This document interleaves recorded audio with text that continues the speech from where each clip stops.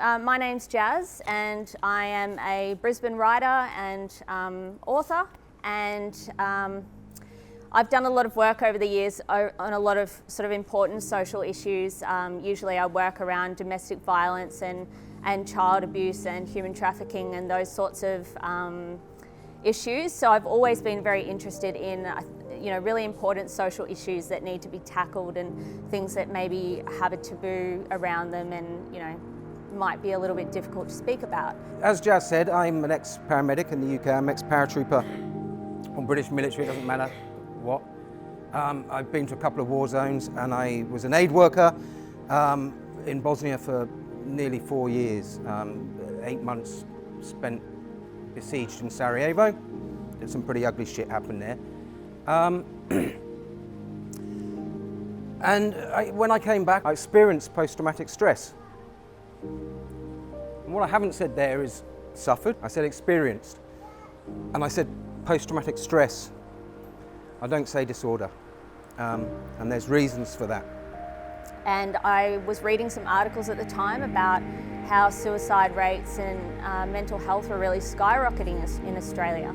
And it was really shocking because we have so many government programs out there and so many wonderful organisations trying to help, but the issue has just been continuing to skyrocket really.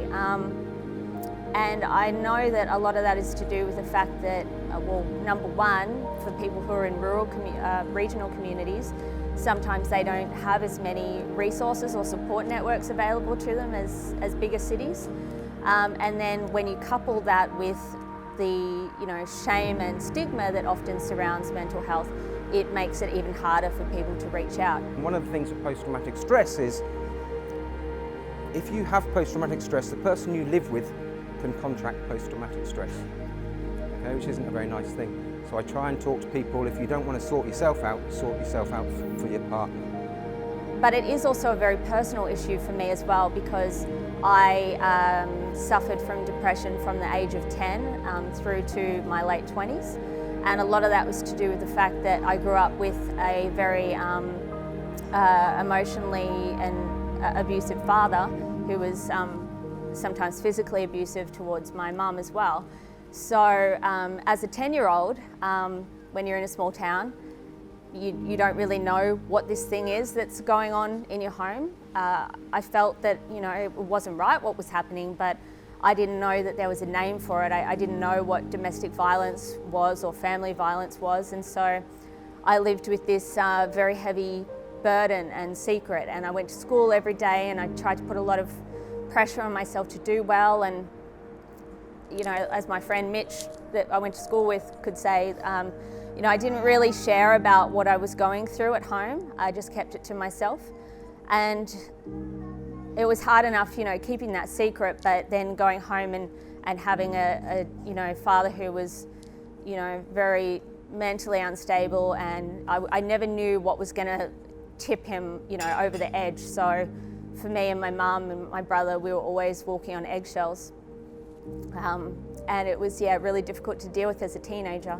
You've got all the things that come with being a teenager and being at school, and I was going through self-image issues and body issues and bullying at school, and then I was going home and being told by my dad that I would never amount to anything and that I was a waste of space and all these horrible things. And it just felt too much.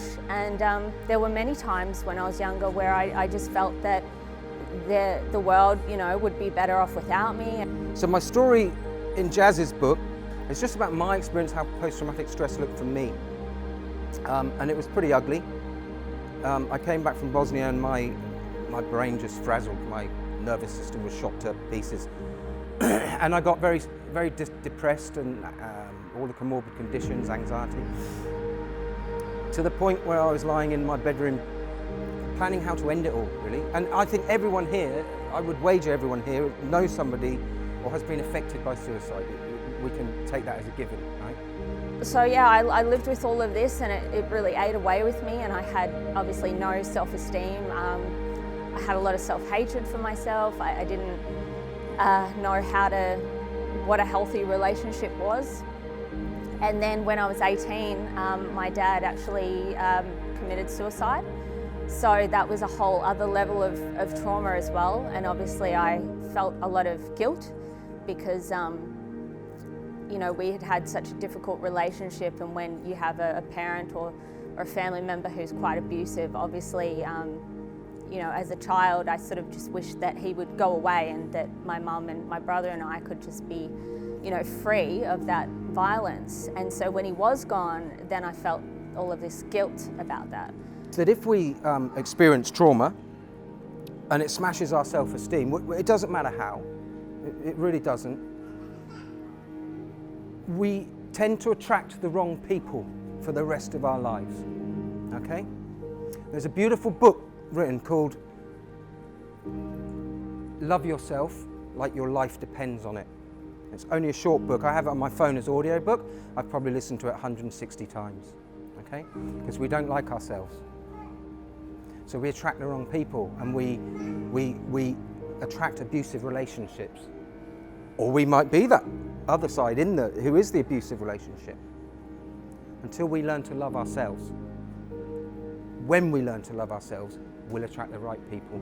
Yeah, I went out into the world. I just finished school, and I didn't know how to make good choices about the people that I hung out with, and put my trust in people who I really shouldn't have.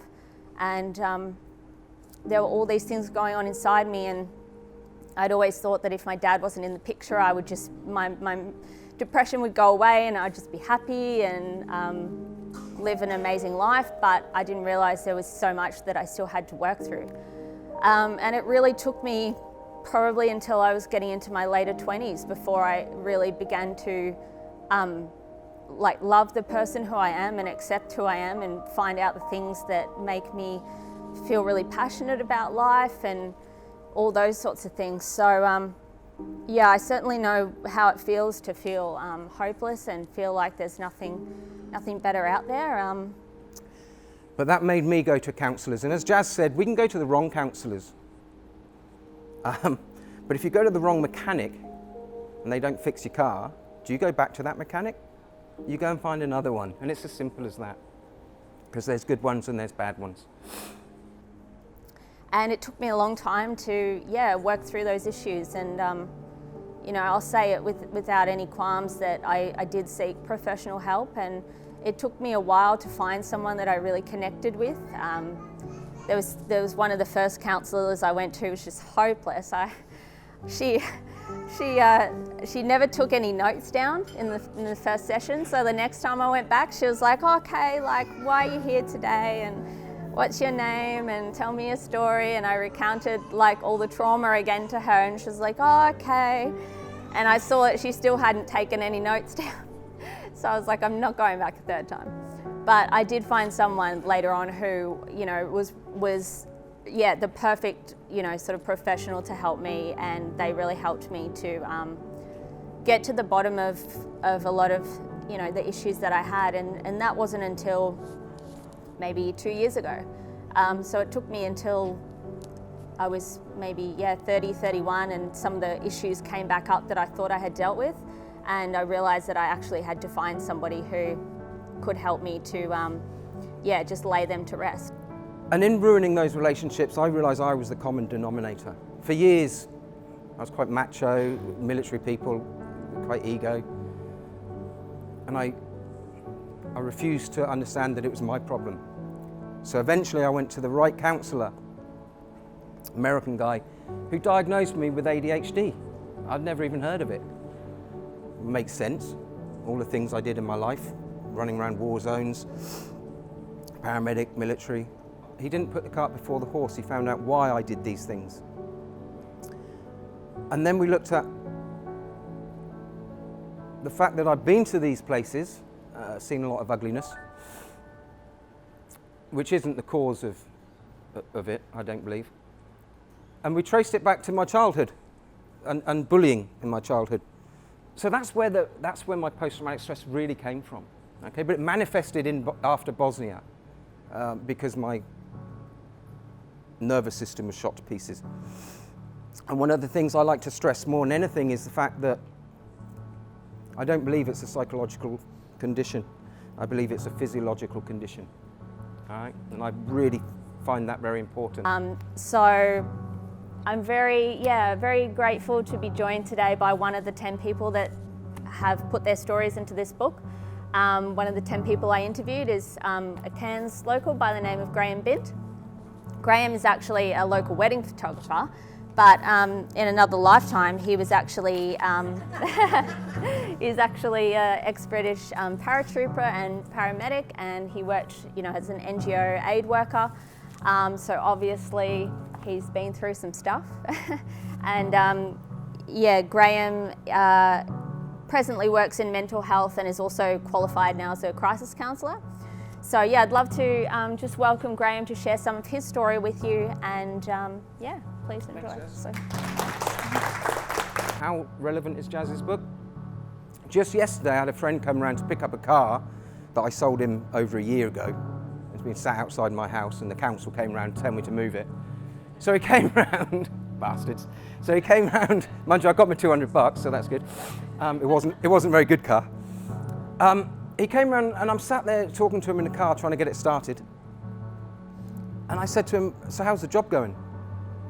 And he looked at me oddly and goes, has it been that long? And I said, what? He said, I haven't been there for 2 years. And he'd been sacked from his job, been through a tribunal. His partner worked for the same company, lost their job. They have a son and a mortgage to pay. And he went through a depression. And he said he was suicidal. And I said, well, why didn't you frigging come and talk to me? Oh, well, we don't, do we? And as blokes, we don't. I said, well, did you go and see your doctor? And he said, nah. And I just said, why the frigging hell not? Excuse me. That's what this book's about, right? I don't understand, because I went and got help, why we don't go and get help. And military people, they're even worse. A little bit more macho, a little bit more ego. A good friend of mine, Dion Jensen, who wrote the Good News About PTSD book, explains it that if you're in a fight or in the military, you go and you go on courses and you see experts, specialists, and that's all you're doing. If you're going to see the doctor or you're going to see the psych, all you're doing is going to a specialist to get specialist training to carry on your battle. So my story starts in this book basically with, I can't really say it, can I? No. One of the worst things that I encountered with post-traumatic stress, just out of interest, and then I'll just open up to questions, was a thing called night paralysis.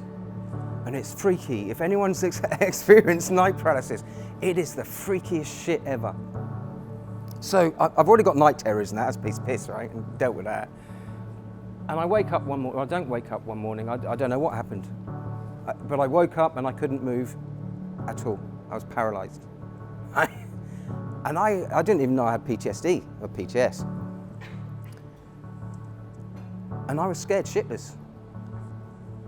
I didn't know what was going on. I had no idea what was going on. And it seemed like an hour I laid there not being able to move. I've had is it called a subdural, epidural? What's it, when they put a big needle in your spine? I've had that before, and I can't move your legs. I asked for it, what an idiot. Operation on my knee because I wanted to watch. I won't do it again. But it numbs your legs, you can't, and that's what it was like. My whole body was like that, my whole body. And it was really scary. And then it felt like there was a presence in the room and there was something sitting on my chest, all right? I'm serious, all right? There's a few people nodding, thankfully.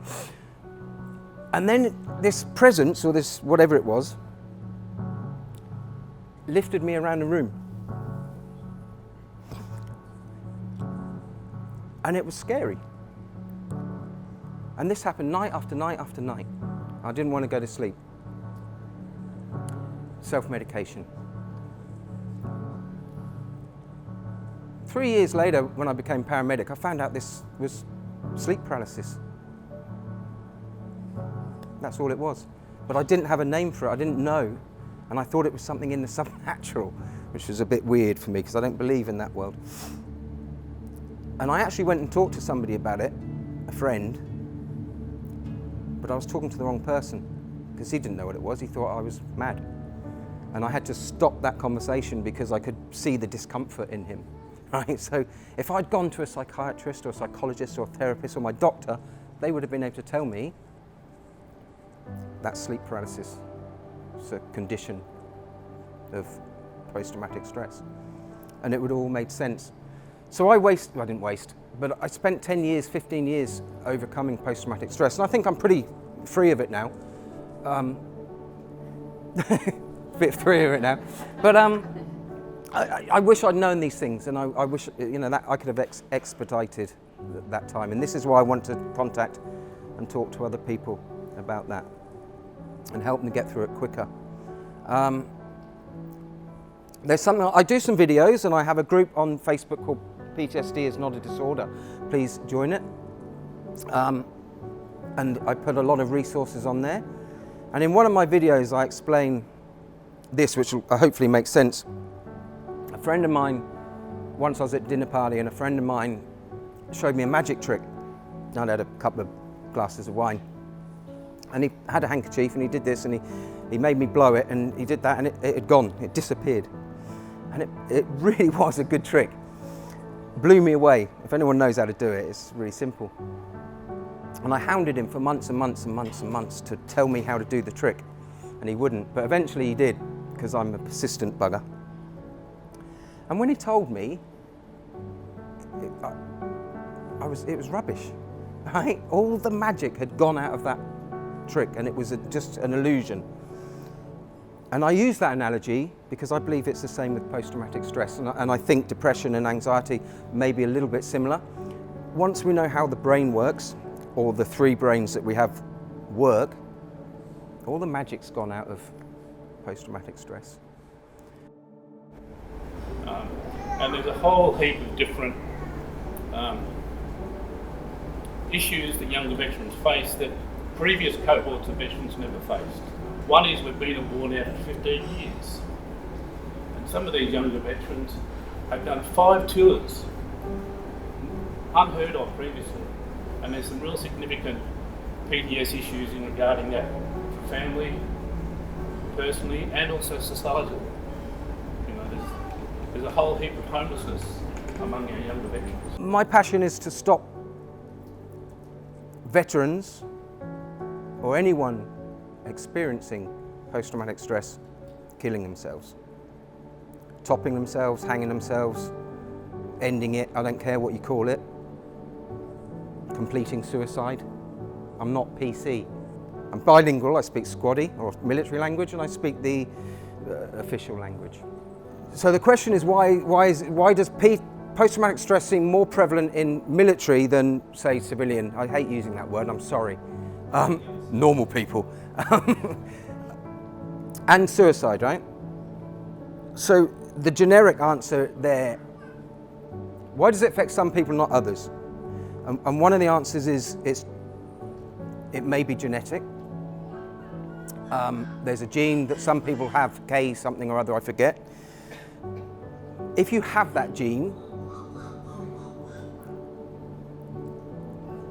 and you don't see trauma, obviously nothing's going to happen. If you do have that gene and you do see trauma, then the chances are you're going to contract post-traumatic stress. And if you don't have it, you don't see trauma, obviously nothing's going to happen. And if you do see trauma, there's chances are you might not contract PTSD. So there's a genetic side. There's also some awesome research coming out of South Africa that if you experience childhood trauma, it screws your gut biome up. And this is really forefront in neuroscience. You lose a bacteria inside your biome that makes you more susceptible in the future to post-traumatic stress.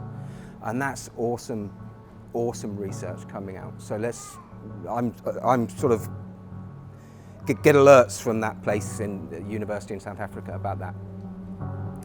So with the military, Mitch,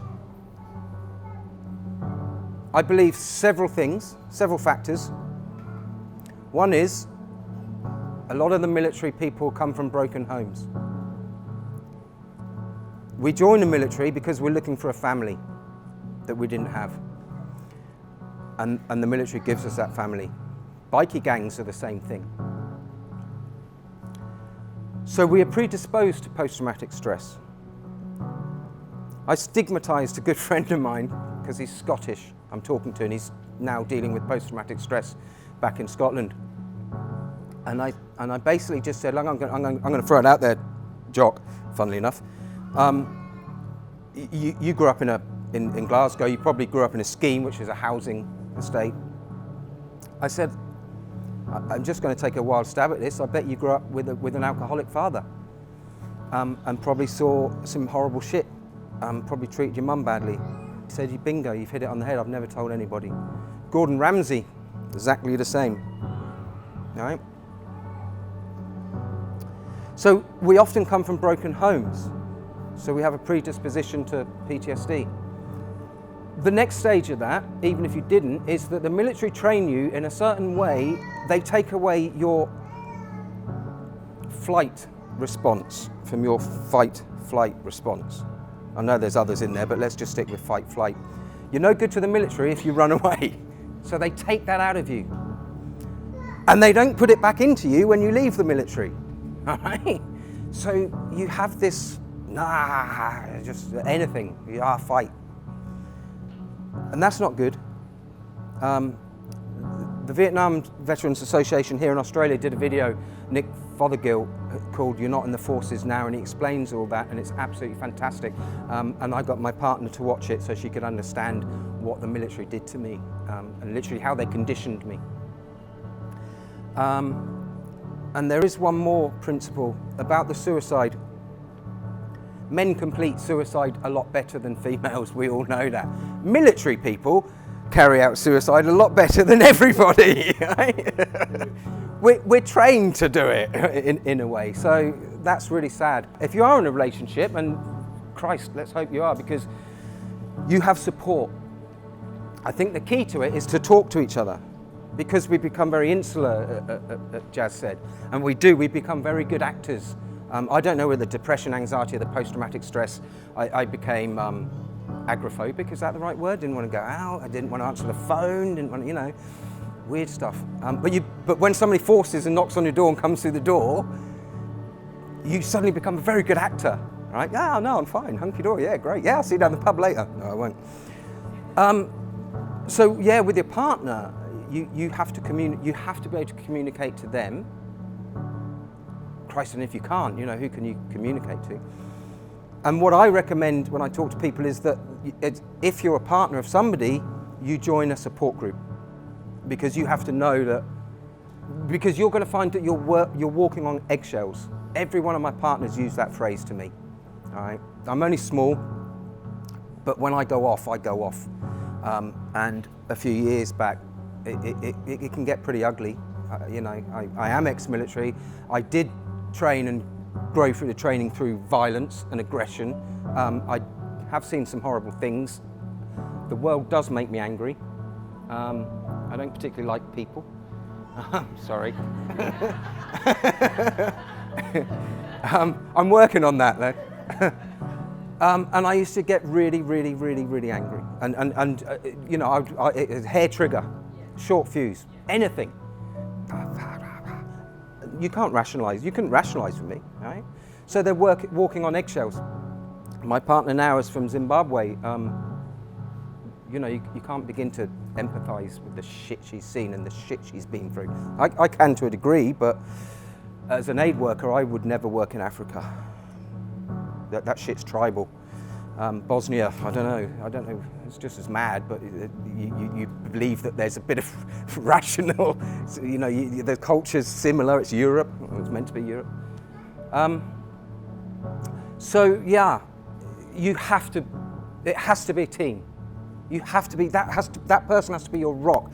When I talk to my friends, and a lot of them ex-military, and my pals I used to serve with, the first thing I said is, do you still have your partner? No, we've broken up, she can't deal with it, she's taken the kids. I'm now down the pub. It's terrible when that happens. And it follows the same pattern. And if I can just touch on that, because it's just reminding me of something. Who's had that nasty flu bug that's going around Cairns at the moment? Yeah. Did your doctor ask you how you contracted that? No, you didn't go to the doctor, no. There's no point, the waiting list is huge. All right, but he wouldn't ask you how you contracted the flu. He would treat it the same. It's the same with post-traumatic stress. It does not matter how you contracted it. From my experience, it manifests pretty much in exactly the same way. It doesn't matter if you've gone to war and seen a lot of shit and had your nervous system blown away. It doesn't matter if you've been raped as a child. It doesn't matter if you've been abused. It doesn't matter if you had a nasty car accident. And one guy I talked to, it doesn't matter if he fell out of a tree, right?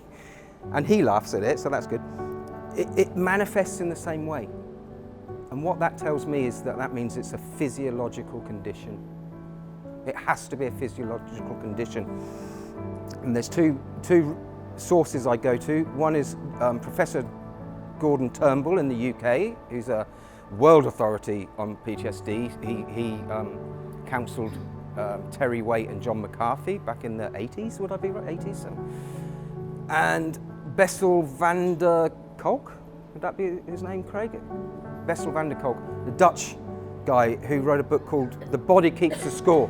And if you're interested in post-traumatic stress, read that book. It's the best book I've read. And all my resources are on my website. It's called The Body Keeps the Score. And it's about how PTS affects you physically. And any good post-traumatic stress counsellor should treat the physical conditions first, which is anxiety, the feedback loop and things like that. You must treat that. Because if you don't treat that, you can't get in here and talk, because that shit gets in the way. So the other good book that I've just finished reading for depression, if anyone's interested in depression, is I think it's called Lost Connections by an English journalist. But this is all on my page. It's a fantastic book, and it's about how modern lifestyle and our lost connections with people and friends and family creates depression more than an imbalance of serotonin in the brain. He sort of doesn't denounce it totally, but he says that's a lesser. So yeah, definitely team. You've got to be so close. Because we take shit out on the people who are closest to us, don't we? Is that what we do? I believe that's what we do, because we can. And me and my partner now, we still have these conversations, both ways, because Christ, if you can't offload on your partner, who can you? So maybe that's my mate. Maybe he got through with his wife. They're still together. And I do see the patterns when I talk to people. I see those patterns, and I predict them.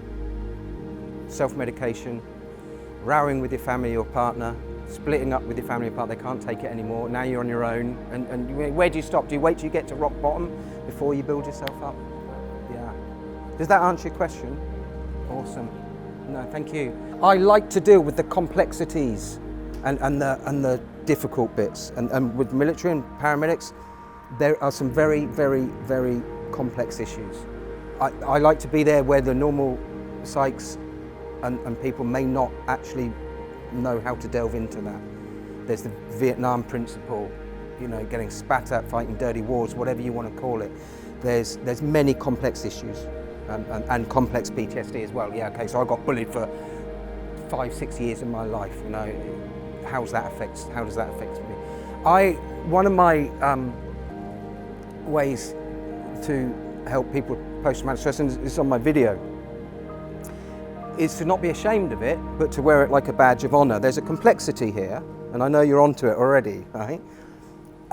Wear it like a badge of honour, because you've been in the arena doing the dirty jobs, getting your hands dirty, right? I think you've earned it. Wear it like a well-earned scar, as your word said. Okay, that's okay if you're in the military, but what if you're abused as a child? How do you wear that as a badge of honour? Well, I disagree. I think you can, because it didn't break you, it didn't kill you, right? You survived it.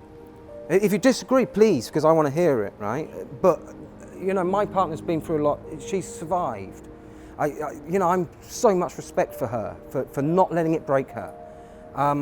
And that you can wear that as a badge of honour. You have survived, like you've survived all of your worst days so far and you're still here. So you can keep going and you can make it through, other tough days that are still yet to come.